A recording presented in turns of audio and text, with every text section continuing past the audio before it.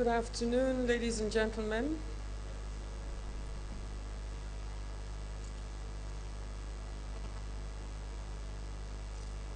It's been very interesting for me to listen to all the participants. And I'd like to request to stand on existing protocol and to thank the organizers of this event for making me a part of it, although very short notice. Well, the topic, e-commerce and tourism. Most times when I stand to speak, people think I'm very bold about tourism for Nigeria. But the truth is that everything in every country revolves around tourism. There is a value chain of tourism. What do I mean by that? If you leave your house, first of all, what is tourism? Tourism is leaving your place of comfort and going from point A to point B. Either you're seeking business tourism, or you're seeking leisure tourism, or medical tourism, or entertainment tourism, or ecotourism, you name it, or nature tourism. If you move within your country, it is local or domestic tourism. If you move outside and it's beyond 24 hours, it becomes foreign or international or external tourism. Let's also then define e-commerce. E, as you all know, is electronic, which means you're not physical. Commerce is what? Commerce is trading. What is the platform for this trading? The platform is the internet, which means that the internet is a platform that creates an opportunity for people who want to trade in goods and services, or goods or services. Goods, we all know what that means. And under services, that's where you have tourism. Now, what is the bedrock of the internet? We have dissected it. The meaning of E, the meaning of commerce, the meaning of tourism. What is it that will keep that platform, which is the way forward today for doing everything that we do? Power. There has to be stable power. If we don't have power, we can't do anything effectively. The gentleman, professor, is it, who was here earlier, he talked about how the ICT industry is a fast-paced industry, and it's true. If we don't move at the pace the rest of the world is moving, we cannot get anywhere. And what do we want to do? It's high time Nigeria became noticed on the global map. And so power is what we're hoping at this government, and you can see the government has taken a very aggressive, result-oriented and fast-paced minister to handle power for Nigeria. Why are hotels in Nigeria so expensive? We're the most expensive hotels within Africa because of power. We don't have the infrastructure. The cost of operations is so high that a hotel has to run a generator 24 hours a day, more or less. By the time they deliver the service of hoteling to the consumer, the cost is just too high. And people say it doesn't make sense for Nigerian hotels to be so expensive. But if power is tackled, power also the basis of ICT, the basis of internet, the basis of e-commerce, if we can tackle that and keep it stable as our one major achievement, e-commerce will thrive. If e-commerce thrives, awareness will be created. Awareness about what? About what Nigeria has to offer. Awareness of the fact that tourism is an asset. We have tourism assets in Nigeria that people need to know about. Awareness is the fastest way to create awareness is through e-commerce. Before I go into the assets that we have, I'd like to talk about the contribution of tourism. Why am I standing here? I'm not an ICT specialist. I think, just before I go on to that, the background of the speakers, is it in the brochure? Because I didn't get time to look at it. Did you write about their backgrounds? Is there a profile of all of them? Well, it would have been important, especially those Nigerians in diaspora, because we're always running after you. Anytime I go for an international exhibition, I'm having meetings with Nigerians in diaspora to talk to them about reasons why you should come home, reasons why you should come and contribute your intellectual asset into the Nigerian economy. It would be nice, maybe before then, to talk about what their backgrounds are. We know where they are right now, but how did they get there? It's very important for us because they're addressing us, they're imparting knowledge to us. We don't really know where they're coming from, what journey they've come on. And I can just tell you that I'm a corporate professional. I came from the private sector. Many people say, when the president appointed me, they said, this lady is a banker. Why? What is she doing in tourism? Tourism is a private sector activity. Tourism is a retail activity. You talked about retail. That is what tourism is about. It is a people, it's a masses-oriented thing. It's not for the elitists. It's not for the rich. It is actually for the grassroots. And the professor, when he came here, he'd mentioned that e-commerce, poverty alleviation, education, women empowerment, and youth empowerment, all these things are connected. And it is through tourism that these things can happen. Tourism today is the largest employer of labor in the world. Out of every 11 employees, 1 out of that is in the hospitality and tourism industry. What is the contribution of tourism to the global economy? We are contributing in the world today about 7.3% to the global economy. And that accounts to about 9.3 billion US dollars. And that accounts to a percentage most recently for 2015, to 10% contribution to the global GDP. That is what tourism is contributing to the global GDP. Last year, it was 9.3%. It has become an increment from last year to this year. So you can see that the global world is very focused, that tourism is a major employer of labor, is a major contributor to the, a lot of this is also qualitative. So even the statistics we have is understated because of the experience people enjoy. In Nigeria, what is our contribution? I will tell you, and I'll tell you what other countries are doing. In Gambia, for example, Gambia's tourism is contributing about 17.7% to its GDP in Gambia. In Kenya, it's contributing about 12% to Kenya's GDP. In Egypt, tourism is contributing 13% to its GDP of its country. Mexico, which has a similar population as Nigeria, they're very similar to us in culture, and Brazil, is contributing, Mexico, 11.9%. South Africa is contributing 9%.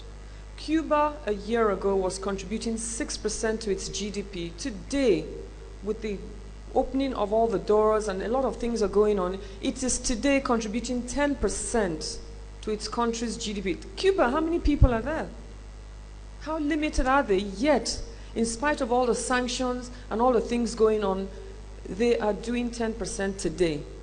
All these agreements, anticipation of the bilateral agreements with America has opened the doors even bigger, because last year they were doing 6%, still higher than Nigeria. Now, what is Nigeria's contribution to its GDP? What is our tourism contributing to GDP in Nigeria? In 2013, we had 4.033 million people coming to Nigeria. And out of that number, 1 million visitors accounted for religious tourism.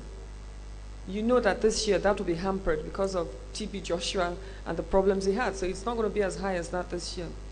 In 2014, the figure for Nigeria, tourism inflow into Nigeria was 4.8 million people.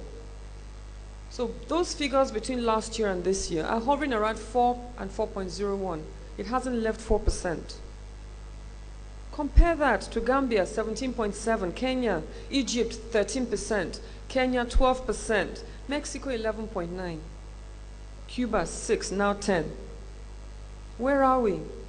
And the truth of the matter is that we have a lot more to offer than these countries I've just mentioned. We have so much to offer. At the beginning of this speech, I talked about the fact that tourism is a value chain that touches every sector. If you leave your house in search of tourism, tourism can be religious, business tourism, ecotourism, all sorts of tourism, entertainment. We have huge success in the entertainment industry and in the movie industry. But it was not because of the making of my department, government, no. We had no contribution to that at all. They have organically exported themselves internationally. If you go to Gambia, any of these African countries, they'll speak Pidgin English to you. That is the effect. Again, television is what? ICT, is it not? That is the topic we're on today. So it tells you the breadth and how wide this topic should not be limited. So if you leave your car, your house, you get into a car, which sector is that? Manufacturing sector. Then you go to the fuel station because you want to fuel your car. That's oil and gas, benefiting from tourism. Then you drive on the roads, works and transportation. You get to the hotel where you're going to stay, you order food. Who is contributing to the economy? That is agriculture. Tourism is touching agriculture. You order, they have to clean your room, change your linens. That is again manufacturing sector. You come in by air. The first point of call is the airport. That's aviation sector. Tourism is touching the aviation sector. Immigration, the police on the road, courtesy, how they greet you, that is all immigration. That is all tourism. If you arrive in Nigeria, how buddy, what do you have for me today? Or, oh, hello, how was your trip? I hope you had a pleasant trip. Welcome to Nigeria. Oh, I love what you're wearing. These are the differences in tourism. What attracts people here? Something else very important, which ICT should make an effort to play a role, is visas. People are frustrated everywhere I go. How do we get a visa to Nigeria? They make it impossible for us to come to Nigeria, for foreigners to do that. So we partnered last year with the head of immigration, and we said, let us do a tourism visa on arrival. So people come in for tourism, within an hour or so, papers done, and they come here. We're still tinkering with that. And we pray and hope that with the pace and the seriousness this government has attached to tourism, and the fact that, really important, the fact that this country must move away from total dependence on oil to other sources of revenue, namely tourism. It has not been tapped at all, not at all. And you see the potential it has. Now, how are we going to do that? We have begun to talk about domestic tourism. We have 170 million people. The gentleman, the professor from America, he's left. Okay. He spoke about, sorry, I lost my train of thoughts now. He spoke about, okay, I'll let that be. But tourism, as I mentioned earlier, is the greatest employer of labor. Tourism can create jobs. Tourism can create poverty alleviation. Tourism can create wealth. Now we talked about domestic tourism. Domestic tourism means that we want to encourage these 170 million people within Nigeria to visit from A to B to C and to D, to go and see what the country is all about. All work and no play, you know where it takes everyone to. Now, but it's not just that. The tourism sites that we have are in the local communities. They are localized in those local communities. So tourism will empower the local community. If the tourism site is visited by 20 people today and we create enough awareness through e-commerce, through ICT, and people become aware of the beautiful things that we have, people will go there. And that is called footfall. If people go around there, 20 people will become 100 people because you need more tourist guides, more people to talk about the tourism sites. And I can assure you, I have traveled around the 6 geopolitical zones of Nigeria, and the things I've seen, I'm in awe of Nigeria. So when I talk about Nigerian sites or I talk about things in Nigeria, I know what I'm talking about. I've seen it for myself. We're not just talking about tourism sites. The tourism sites are natural, they're beautiful, the waterfall, the caves, you name it. We don't just have those. We have festivals. Festivals that are not even just replicated next door, but all over the world. We don't just have festivals. We have carnivals. Brazil is, everybody talks about Brazilian carnival. They came to Calabar to get the first idea for a carnival. And now where are they? Even the carnivals that we do today, I don't attend them because I think it should be more Afrocentric. We should make it more African. Let it reflect our culture, our costumes, everything we're doing should speak Nigeria to us. So I've been busy traveling around, talking to the local communities.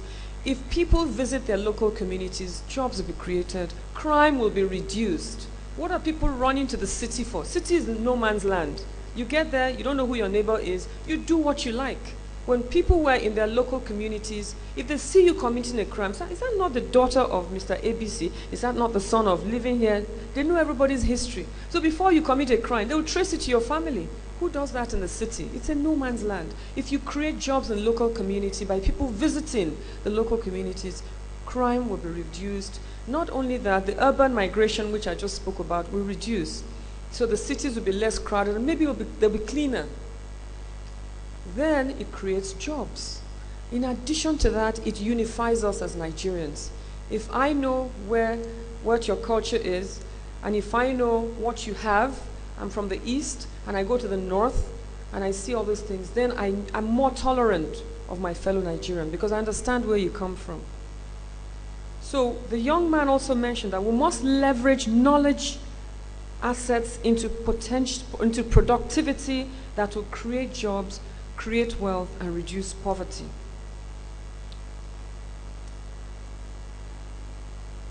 Now, just two other things I would like to talk about. E-commerce, for example, is also talking about business, electronic business. Does anybody know that Kano is a major commercial center?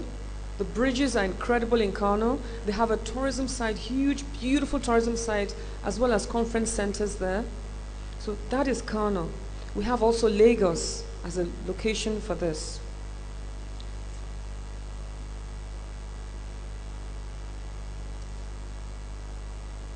Very good. Now, there are just one or two challenges, issues I think we should focus on. Is it possible to make e-commerce tax-free? Because there are cost implications. If we want to encourage people to seek and look for information for e-commerce, we should try to lobby for it to be tax-free. Then there's lack of awareness. More awareness should be created for people to have an idea of what's going on. And then one of the things that discourage people is the security issue, the issue of internet fraud.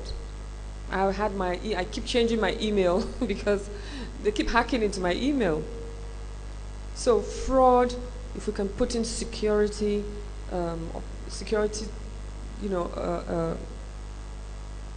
ways of reducing fraud, so people are more comfortable to do e-commerce. Just two little things before I go. We have a partnership with Vika, the gentleman who's going to be a major discussant today, and that partnership, we signed an MOU with them this year.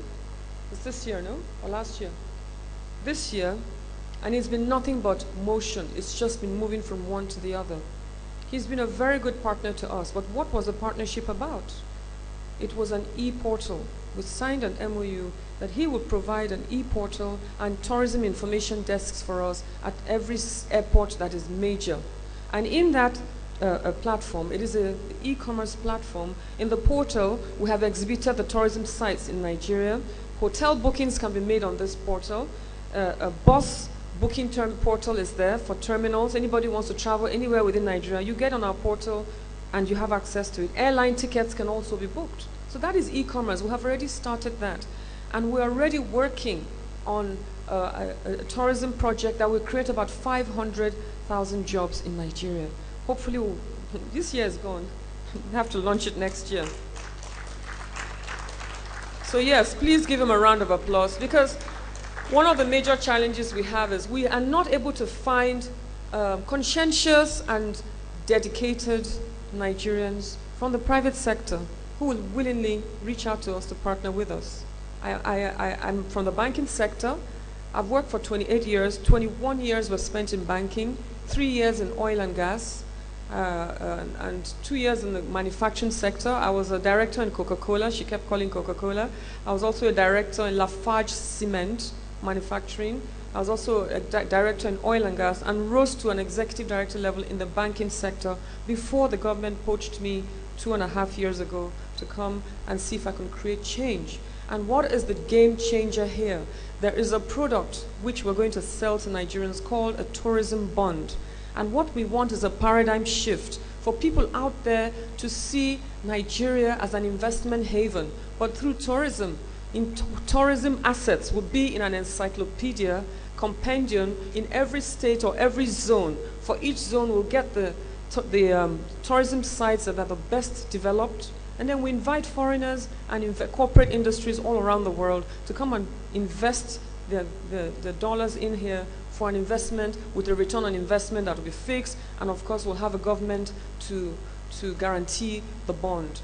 That is what we want, for people to see tourism as an asset, as a real estate asset. So on a final note, to just round up, what I'd like to really say is that, just to give you a rundown of in the north and south. In the north, for example, I've traveled north, south, east, and west. We have fantastic Durbas. The most popular one in the north is the Kano Durba. Colorful, beautiful horses. So what we tried to do, we created a tourism calendar, domestic tourism calendar, where we put it on our internet, on our website, that these are all the activities that happen in Nigeria throughout the year.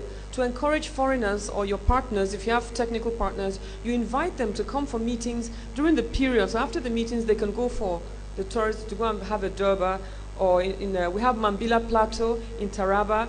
We also have a tourism site, in a tourism resort in Kano. Beautiful, it has horses, it has everything.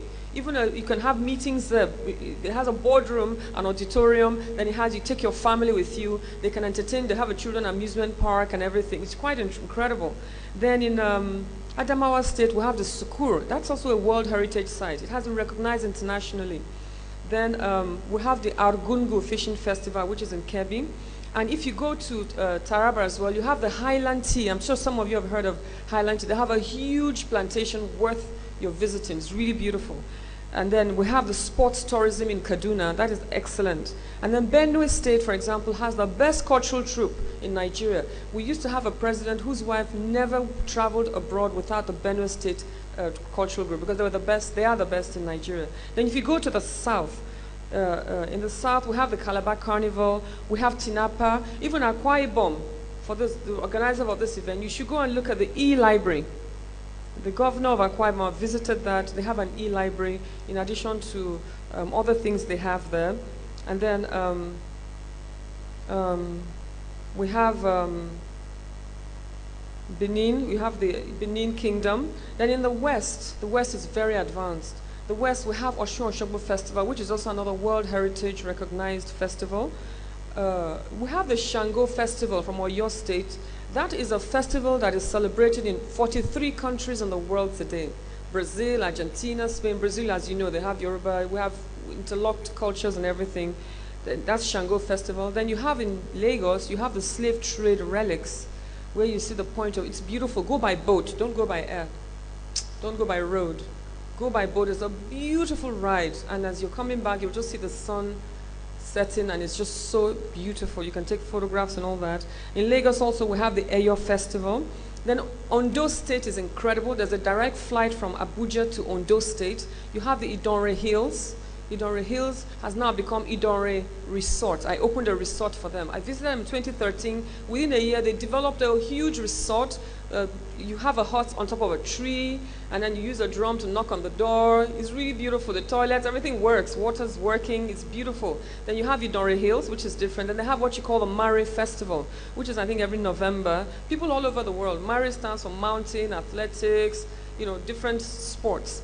People all around the world, but people don't know. So we need ICT, we need e-commerce to help us create awareness. That is Ondo State. Fantastic, which nobody knows about, is Ondo Medical Tourism. They have a medical establishment so huge in Akure town, which is just as good. Sorry, my prayer alarm. So it's time to go as well. We have medical tourism on those states. You can fly direct there. They even have a helicopter pad. They have Nigerians in diaspora, medical doctors who have been convinced to come back to Nigeria to look after people who are ill. It has facilities as good as what you have in South Africa, what you have in India. This is Ondo State, just next door, not far from here at all. Then you have, in Oyo State, you have, there's a new tourism haven they've created there. They have a beautiful, what's it called now? It has a beautiful Agodi Gardens. Thank you. Yes, I went there. I went to Ondo State maybe 20 years ago, or your state, and this time it's fantastic. They've changed it. There's a park. There's a zoo. It's just so beautiful. There's a waterfall, and there's a water sports section. This is Oyo State. People talk about Ibadan was an old grey city. They've changed all the roofs of most of the buildings. They have colorful roofs now. Nigeria has incredible things to offer. So I really would urge you to go there. Let me not go without talking about the East. They're known for their masquerades. They're known for their New Yam festivals. But their masquerades are really incredible. I happen to be a very fearless person, and the last time I went, some masquerade came and smoke was coming out of his head, and the king of the village was like, "Madam, don't go near there." And I said, "No, I'm not afraid. I'm going to go near him," you know. And the king was shaking, and I was, because the masquerades are so powerful, you know. But it's something they boast and they're very proud of. And also, like Enugu and Anambra, they have incredible waterfalls and caves, lots and lots of caves and all that, in Enugu especially. And Abuja here, we have the Clinton Pottery Village. We have a lot of art and craft. They have the Sheraton area on the way to the airport, Nikkei Art Gallery. There's just so many things to keep people going, not just foreigners, but Nigerians. So I would like to end by saying that the domestic tourism industry in Nigeria is a $4 billion US dollar potential market. How did I arrive at that? $2,000 per capita income. If just 20 million Nigerians out of 170 million spend their $2,000 per capita, just moving from one part of Nigeria to see what Nigeria has to offer, and at the same time to relax in the process, that is the potential of the Nigerian domestic tourism industry. And so while we're marketing tourism electronically, we have it in the Vico platform, we have it on our websites. We need people to create more awareness. In the meantime, please go and relax at the town next door. People talk about security. We have 36 plus, Abuja 37 states. There are only 3 or 4 states that security issues are involved in. You need to know that Nigeria has so much to offer, and e-commerce is vital in promoting tourism for us. Thank you very much.